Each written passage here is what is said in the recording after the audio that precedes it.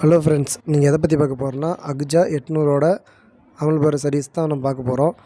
இதுக்கு முன்னாடி ஒரு வீடியோ எடுத்து வச்சுருப்பேன், ஸோ காமிக்கலான்னு. அது டெலிட் ஆகிடுச்சு, சாரி. அதுக்கப்புறம் தான் இந்த வீடியோ எடுத்து வச்சுருந்தேன்.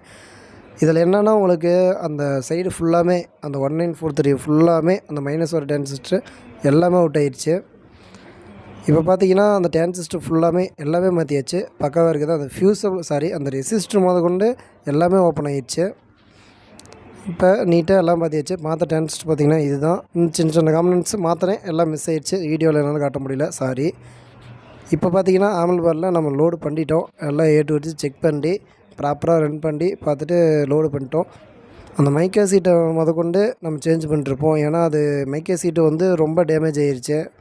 நம்ம அதையே போட்டோங்கன்னா மறுபடியும் கம்ப்ளைண்ட் ஆக வாய்ப்பு இருக்குது. அதுக்கப்புறம் ஹீட்சிங் பேஸ்ட்டை ப்ராப்பராக ரிமூவ் பண்ணிவிட்டு ஹீட்சிங் பேஸ்ட்டு அப்போ வச்சு தான் அப்ளை பண்ணுவோம். ஏன்னா இது பிஎம்ப்புங்கிறதுனால அப்போ தான் உங்களுக்கு கரெக்டாக தாங்கும். வீட்டு அம்பேரி கொஞ்சம் என்ன பண்ணிக்கிட்டு இருந்தால் இதெல்லாம் ஃபுல்லாக என்ன சொல்கிறதுனா உங்களுக்கு அடிக்கடி கம்ப்ளைண்ட் வரும். இப்போ நம்ம நீட்டாக ரெடி பண்ணியாச்சு. என்னென்னா இந்த ஆம்பை ரெடி பண்ணுறதுக்கு பிஎம்ப் இருந்தாலும் சரி, வீட்டாம்பு இருந்தாலும் சரி, பிஎம்ப் மட்டும் கொஞ்சம் ரெடி பண்ணுறதுக்கு அதை கொஞ்சம் அதிகமாக டைம் கொடுத்திங்கன்னா நம்ம கரெக்டாக ரெடி பண்ணி தரலாம்.